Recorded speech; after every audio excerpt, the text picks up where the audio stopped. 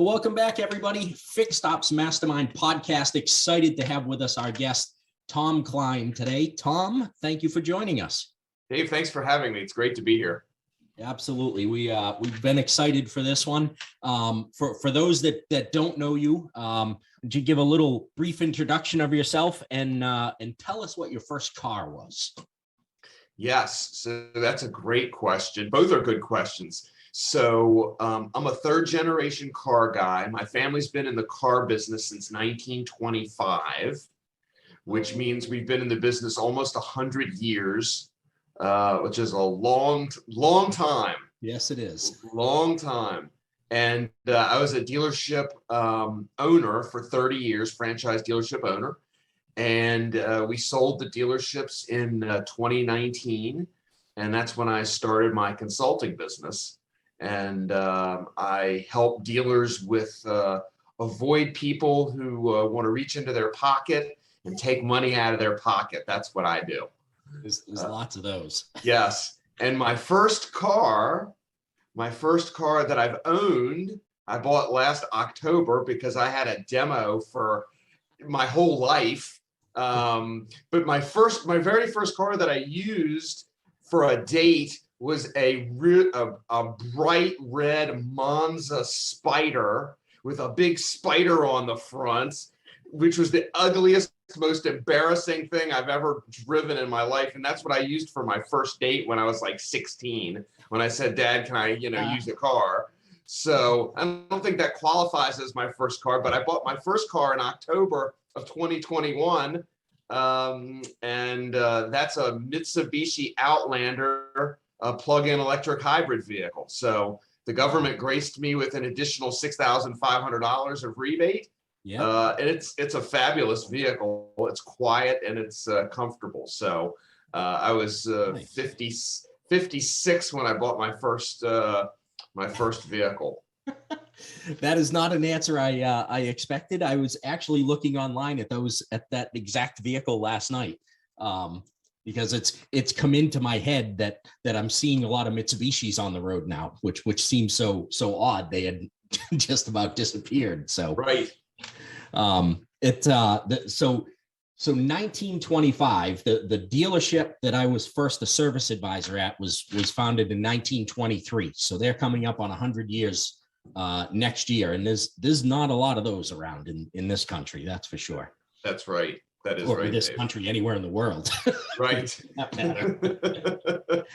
That is very interesting, and I did not expect that your first car would be 2021. So well, I mean, if we're gonna get really technical about it, during the pandemic, my wife and I bought a Winnebago, which I actually bought before my car. We sold it. We sold the Winnebago because we made money on it. We drove it for 10,000 miles and made money on it, which is nuts.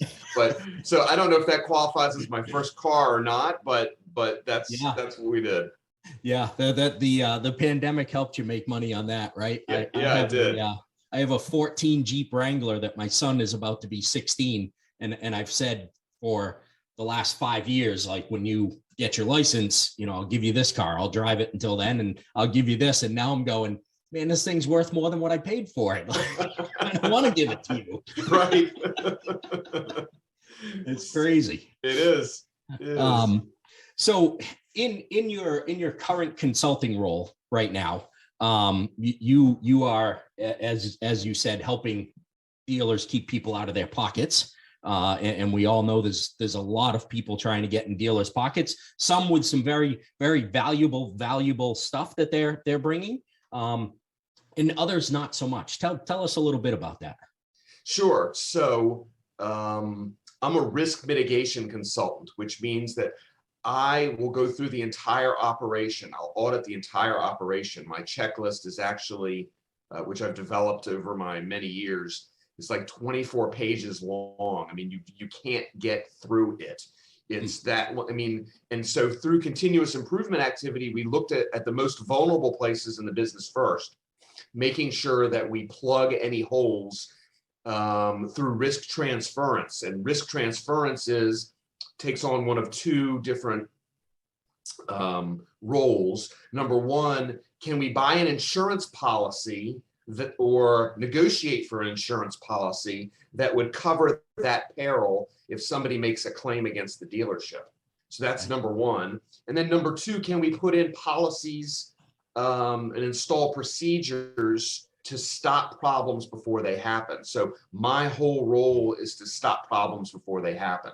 And one good example, if I may, is how dealers are handling their online reviews.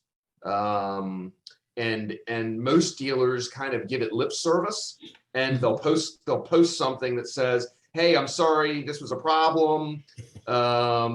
If let us know if we can do anything for you in the future," right? Which is not addressing the issue. No. The way to address that is you actually have to bring the customer in, solve their problem, and then ask them to, and I use the word specifically, update their review, not change it. If you ask them to change it, they feel manipulated. Yes. And they feel like you don't care. But that's one example where, first of all, that's where class actions start. Is back in the old days before the internet, I know of a class action that started with two ladies in church, and one lady said, "Did you get screwed by the dealership? Did you get screwed by?" And so they joined together, and that cost the dealer close to 10 million. And this was back in, I guess, in the 90s. Wow.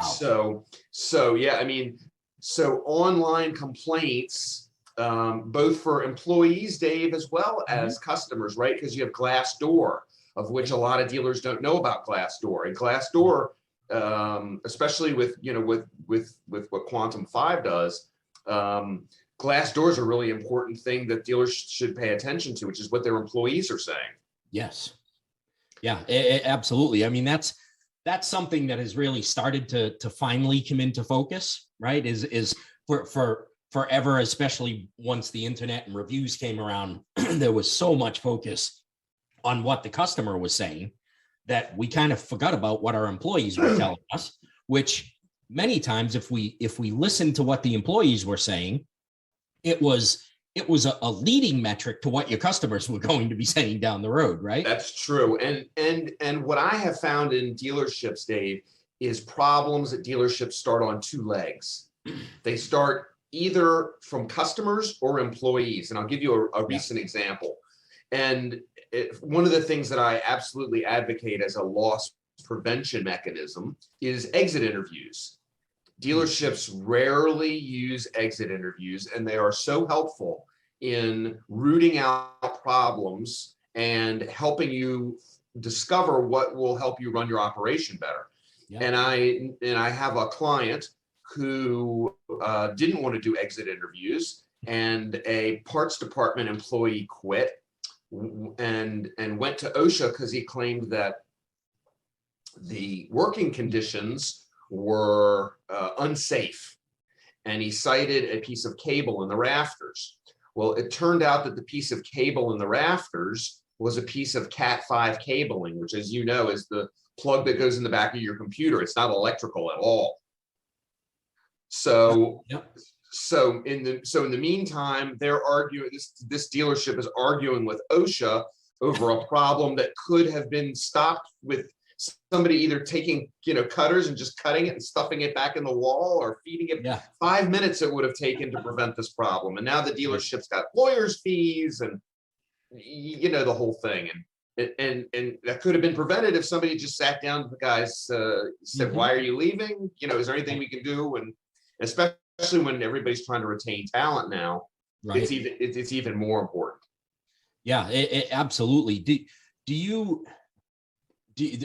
I'll assume your answer on this is going to be yes, but do you see value in using not just the exit interview, but actually maintaining that conversation before we get to the point where the employee is of course, but that is a top-down structural issue that the dealer has to instill into the managers to make sure that there's a culture of value and caring that is throughout the organization, so that the managers are taking care of their employees. Mm-hmm. Yeah, I think probably sometimes that is there's too much of an assumption there is what I'm trying to say. Right. I think it's overlooked. I think lip service is paid to it a lot. I don't think a lot of employees at dealerships feel like the dealership is invested in them because there's little training going on, right? A little bit of training for your employees where they feel empowered, whether it's job specific or maybe it's motivational or a combination. I think goes a long way for employees to really feel valued. Right. And that's at Quantum 5, what we're trying, obviously we're doing the upfront training on people skills, number one, right. But also the continuing education, the sustainment of that education, and that being the real reason behind it, right? You want your team to be empowered. You want them to feel empowered, not just use the empowerment word because it's cool right now, but actually give them true empowerment. And you want to continue investing in them, right? We're expecting our teams to invest in our customers daily. We need to invest in them to give them that energy, right? Like your plug-in hybrid is it's gotta have that energy source somewhere to keep you going. And our teams need that same thing. No question about that. It's very important. And it's that alone is, from my lens, is a loss prevention issue, right? You keep your employees happy. They don't go to the EEOC and complain about you. Right. And then you've got you've got lawyers' bills and insurance claims and discrimination and all that negativity and all the time it takes to deal with it. Right. And many times those can be prevented with some very simple conversations. Right. I mean, a lot of times the word baseless isn't the right word, but a lot of times it's a misunderstanding thing that's happening. It's not something that's egregious that's happening or intentional that an employer is doing. It's because there was a lack of communication that you end up with the EEOC or OSHA, which whether there's something going on or not going on is not going to be fun to be involved with. Well, OSHA is going to find something because they're going to find something. Right. I mean, that's number one. But number two, I mean, one really great risk mitigation technique that I suggest to dealers is using your employee guidebook as a start on how to communicate with your employees. So if for example, there should be an agreement in the back of the guidebook that says, something like this is kind of crude words, but I agree to go see the dealer before I file a lawsuit or go to the EEOC, because we do value our employees. The dealer wants to know and get the feedback. And so that prevents miscommunication, as you said, prevents problems, and gives the employee a way to go, right? Because if you're an employee who's 4 levels down from the dealer, you feel like you don't know which way to go if your manager's the problem, as an example. And I think too often that employee handbook is all about what not to do. Right. It's all about what you shouldn't do and what's going to happen to you if you do something wrong, as opposed to the what should we do? How do we get there? Right. Your GPS doesn't tell you don't turn left here. Right. It tells you to turn left here if that's where you're supposed to go. And that's a better way for us to get somewhere is to show them the path of how we get there, what I'm going to invest and what I expect you to invest back into that relationship. Right. And then one small clarification, this is something that I preach, which is I like to call it a guidebook instead of a handbook. Because a guidebook guides you. It's not necessarily all inclusive. And there's some connotations that a handbook, that everything's included right there. And if it's not written there, then it's not a policy. Yes. And employees love to say, well, it's not in the handbook, right? And so therefore I don't have to comply or I don't have to do whatever. And so that's a small nuance, but again, it's a cultural thing, right? It's how you want to communicate with your employees. Yeah, and if you've built that culture and you have a strong culture there, then that's all you need is a guidebook, right? You just need a still structured, but a set of guides where we know where we have to go. Those little blow up things they use for kids on the side of bowling alleys, right? To just right. you Gutter can kind of guards. bump against them. Yeah, They're gutter guards, and that's Yeah. what I am. I'm the gutter guard. I mean, that's what I do. just little touches to keep you back in the center of the lane. That's all. Some are little and some are not so little. I talked to a dealer 2 weeks ago who said, well, what do you do? And I explained what I did, and he came back and he said, so you give me a colonoscopy. I said, well, you can look at it like that. I said, you need to get a colonoscopy, but you need it more than every 5 years if you're going to use me. I mean, this is not an every 5-year thing. I mean, this is a monthly thing, and you know, you should have continuous improvement activity. But if it makes you happy to call it a colonoscopy, yeah, good with me. Yeah, and it may not be pleasant, but it's going to keep you healthy. So exactly, it's going to find your problems before they're big problems, and that's it. Yeah, that's it, and that's the key to making sure that you keep the money you make, which is what I obviously advocate. Right. So with compliance of things, obviously there's some things that are top of mind with compliance, tax compliance, that type of thing that everybody I think is thinking, oh, I got to make sure that I'm on the straight and narrow about that stuff. But what are some of the other issues that you see that maybe were not even on somebody's horizon at all? Like I had no idea I had to pay attention to that. Yeah. So there's some oldies but goodies, and I'll come back to them second, because I think right now what's important is the new regulations that came out on the Gramm Leach Bliley Act, which is the safeguards rule. And dealers are required to comply by December 9th of 2022.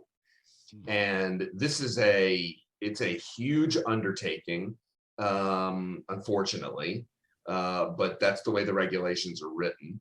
The NADA did a survey, or a study rather, and said that it's going to cost the dealer $279,000 a year to comply with this rule. Wow. Which is a mind-boggling amount.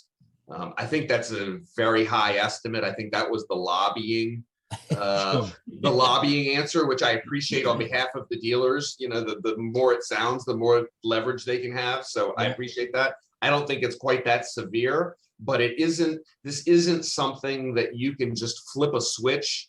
And there's no one technology solution that I've seen that will answer everything. There's some very analog type things that need to be done. And then there's a lot to be able to safeguard. And this is all about safeguarding customers' information, because there have been so many data breaches, right? I mean, I don't know how many free offers of credit monitoring that I've gotten in the past 2 years, but it's been a lot. And so the FTC finally said, enough.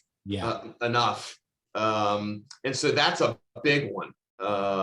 Secondly, the second biggest one was news from last week, where there was a dealer group who the FTC fined $10 million for sketchy business practices. And the way I read the release from the FTC was they deserved to fail because they didn't have a compliance program in place. They didn't have any monitoring in place. They didn't have any checks and balances in place. And so as a result, they did bad things to consumers, and the FTC fined them $10 million. Yeah. So on something like that. So I mean, obviously there's some bad operators in every industry, right? That absolutely that give that industry the black eye that it gets sometimes. Right. But there's also times where, like we started out on this path, was that they don't realize that they have to do this. Or another thing we talked about, that it's got to start from top down, and that top is assuming that the people they have in place know this stuff. Right. And sometimes they just don't know it by negligence. sometimes they don't know it because they just don't know it. They have no idea that it exists and that it's something that they need to have their eye on. Right. Absolutely. And that's where a guy like me comes in, of course, because I come in and I'll say, look, here are the biggest problems that I see with dealerships. And I'll give you a good example. As I mentioned oldies but goodies before. The IRS 8300 cash reporting form is an oldie but goodie because dealers think that their accounting department has it. Like, I got it, no problem. And most dealerships don't have it. And they don't have the right mechanisms in place. And the problem with non-compliance is that there's jail time involved through the IRS, right? If you're not compliant with the IRS, I think it's up to 5 years of jail and 5.5 million in fines. Now, I haven't seen or read anything that they've done that recently, but it's out there. And part of Section 8 of the Criminal Code, which is very interesting, which is the Criminal Code where it shows sentencing guidelines for individuals who are involved in crimes. One of the mitigating aspects is, do you have a compliance program and does it check? And as a corporation and as an organization, it will keep you, between the gutters, and it'll keep you out of jail, because I know dealers don't like orange, generally speaking. Right. That is true. That's an interesting thing, and certainly those three letters strike fear into everybody's heart. That IRS, right? That's right. It feels like they've taken down more criminals than the justice system has, right? When nobody else could catch them. Al Capone, right? Right, there you go. Yeah, it's taxes that got them. You don't run everybody but the IRS. That's it. That's it. The interesting thing to me is that there's so much information out there that sometimes the information is overwhelming. But a lot of times we just don't know where to look for it, right? For anybody who has tried to start a small business, you would think there was somewhere where you could go where there was a guidebook that would say, okay, you need to do this, you need to have this X, Y, Z, right? And you could follow all these steps, and that doesn't exist anywhere. No. Right? There's nowhere that you can go that you can just find everything you need to even start a little, grandma starting a business selling shawls she's knitting. Right. Right. There's nowhere that grandma can go that she can find all the stuff that she has to do to make that business legal and to comply. And that gets way larger when you start getting into dealerships. Absolutely. Even the smallest of dealerships are dealing with a large amount of money transacting, a lot of compliance with OSHA and things. Where's the best place for people to start to try and figure out what they're missing, where their holes are? Yeah, it's a great question, Dave. I think I'll give you an example. The trade groups, so the NADA is a great resource for that. One example, so where I see problems start more often than not, as I mentioned before, are the two-legged problems, which are customers and employees. If you can get rid of those two-legged problems, you're going to save 70% of your problems. The next 10% of problems come from advertising problems. Some are on purpose and some are inadvertent. And like the NADA has a guide to dealership advertising, and it's that they provide for, I think, for free. It's 90 odd pages long, and it's very involved because the advertising laws are so complicated. So, for dealers with compliance and with advertising and that whole thing, NADA is a great resource. Some dealerships, as you know, Dave, go to 20 groups. Those are often a good resource for them in terms of compliance. And those, I would say, those are probably the two best places to start.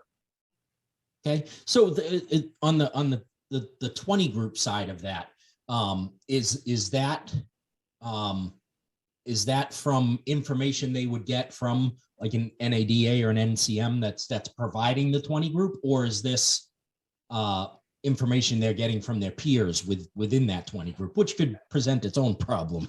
I think both. I think both. I mean, compliance, in my experience, is not, everybody would rather talk about the new marketing widget, of which is, fun and exciting, instead of colonoscopies. It's just, it's just different. But you really have to, if you seek out that information, I think it's pretty readily available. Mm-hmm. I don't think, in my experience, I don't see dealers spending a whole lot of time on this, because they think it can't happen to me, or it's not going to happen. Or, as one dealer that I know says, it's a case of the yets, which is, it hasn't been a problem yet. Yeah. So I'm not going to worry about it until it is a problem. And that's certainly one way to think about your risk, right? I'm just not going to do anything until it's a problem. And that's certainly an approach, but it's not an approach that I am comfortable with. And I mean, as another good example is a lot of dealerships I go into, one of the very first things I ask, I said, sometimes I'll ask, depending on the relationship I have with the dealer, I'll say, I want you to do a little math calculation in your head. Take your land and building, add it to your parts inventory, plus your used car inventory, and then how much is your blue sky? Add that to that number. Mm-hmm. And then tell me what that number is, or you don't have to tell me. And generally that number, even for a small dealership, generally that number is in excess of 10 million, right? Even if you're a country dealership, right, you've got land and building and parts and car. Mm-hmm. I mean, it's just these days it's hard. Right. And so then I say, now let's go to your insurance policy and let's look at your umbrella. Mm-hmm. How much is your umbrella? And they say, why is that important? And I say, well, if your parts driver hits a school bus full of kids, which is the worst case scenario, how much coverage are you going to have? And the last, one client I have, I did this mathematical calculation. Land, building, blue sky exceeded 25 million. Mm-hmm. He had 6 million of insurance. Oh, that's a problem. It's a problem, right? That's a real problem. And when I explained that if they have a catastrophic accident, that whoever they have that accident with is going to own your business because you don't have enough insurance, mm-hmm, they all of a sudden go, oh my God, now I understand why this is important. Yeah. Yeah. It was when I was running stores, and obviously I'm on the fixed ops side of things. It was an argument I would often have with used car managers and GMs when there was something that they didn't want to do on a used car, whether that was a used car that was going to be in our inventory or one somebody had recently purchased and then came back in with an issue that was some sort of a safety issue. And it was a, for whatever reason that they didn't want to do it. And, right. And, I would always say, hey, I really like working for X Nissan, whatever the owner's name was. And I said, I really don't want to be working for Mr. Customer Nissan. Right. Exactly. Because of your decision, that's what's going to end up happening at some point. Because like you said, it's a case of the yets, but I don't want to be the guy who's the case of the example. Exactly. And that's a great example, Dave, of why culture is part of risk mitigation. Because if the culture in that store had been fix customer cars, fix customer problems, we're not going to get into arguments over that, even if they bought it as is, have a certain procedure for how much they should spend. If it doesn't go to some other supervisors to approve it or handle it, whatever it is. Yep. But that's where lawsuits start. That's where regulatory problems start, right? That's where customers go to the FTC and say, this dealership sold me an unsafe car. Mm-hmm. I mean, I read a lawyer letter this morning from a dealership who sent it to me and wants help trying to resolve it, because that's one of the things I do. Mm-hmm. And there's a hole in the frame, apparently. Now, this dealer says that the hole wasn't in the frame when they sold it, and the customer put 1,800 miles on the car, and that's when the hole in the frame developed. I don't think so. Right. But irrespective, now you've got a lawyer involved, Mhm. and you're going to have to resolve it with that lawyer, Yeah. or spend $20,000 a month arguing about it. Right. Right. Right. Yeah. So I'll give you another example, and this is the most severe example that I was involved in my years in the dealerships. We had the state police walk into the dealership, and which they do often. Which they do on and off often. Yeah. So they were looking for information on a certain customer's vehicle history. Right. And so about a week prior, this vehicle had on the Interstate 90, the Mass Pike, had gone from the fast lane to the breakdown lane and struck the back of a trooper's Ford Explorer, killed the trooper, knocked the vehicle like 30 yards off the road into the median, blah, blah, blah. So they were looking for information on his car because the driver survived, and he said, my brakes failed. In the glove box, doing their inventory search of the car, they found the invoice from our dealership where he had been 2 days prior to this accident. So they're coming to talk to us. Of course. He says his brakes failed. Right. So now this is where the compliance and risk mitigation comes in.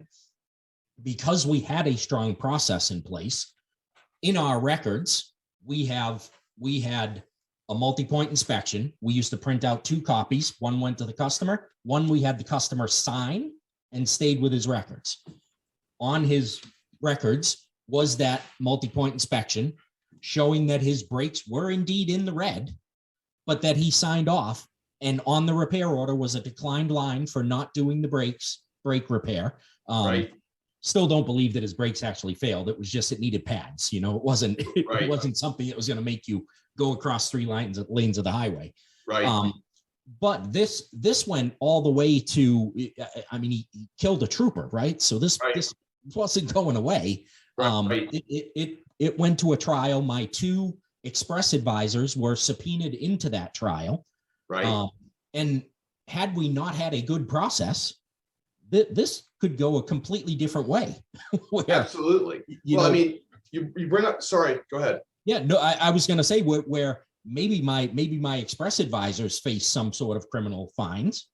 Maybe I do, or criminal charges. Maybe I do. Maybe the dealer does. Right. Well, you bring up a great example of various policies that need to be in place at dealerships to avoid problems. Number one, if a trooper walks in, does everyone know what to do with them?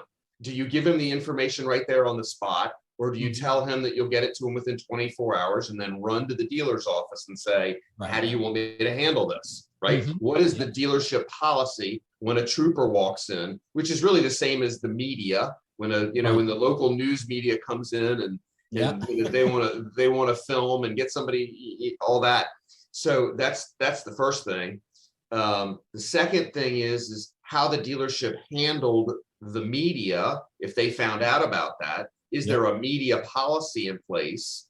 Pro tip, which I see this mistake a lot, is if you're going to submit a written statement, which I don't like doing, I think that's the wrong way to go. And I've handled plenty of media myself. If you're going to do that, don't submit it on your letterhead. Submit it on a white piece of paper that has the words, because they're going to use the camera and they're going to use that on air. You spend millions of dollars on your logo and your letterhead. Don't trash yourself by sending in that on your letterhead, right? Yeah. That's a good point. So these are all, there's so many opportunities for risk mitigation when these situations happen. For example, did the dealer turn that over to their insurance company? How did the insurance company respond? What did the insurance company say? Did they say there was coverage? There wasn't coverage. How do you handle that, right? These are all risk problems that you have to coalesce around solutions. Right.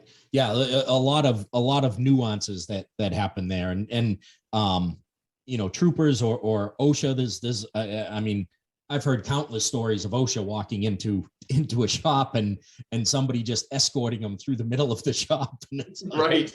well, that was a bad idea. Yeah. Because you can have a brand new shop and OSHA's going to find something that's going to cost you some money. Don't forget about the labeled containers. Yeah. Right. And the extension cords, especially. They love extension cords. Yeah. Well, or the open bag of Cheez-Its on the technician's toolbox that they're going to get a $10,000 fine for. That's not something that you want to do. No, it is not something you want to do. It's true. Well, Tom, this has been an awesome conversation. I think there's a lot of value for dealers out there to figure out some things that they should not be doing and some things that they should definitely get on the ball and be doing. I will link up everything into the show notes, but what's the best way for people to reach you? Sure. Thanks, Dave. So my phone number is 757-434-7656. Or my website is Better Vantage Point, BETTER Vantage Point. And my email address is Tom K, as in Tom Kline, at bettervantagepoint.com. Excellent.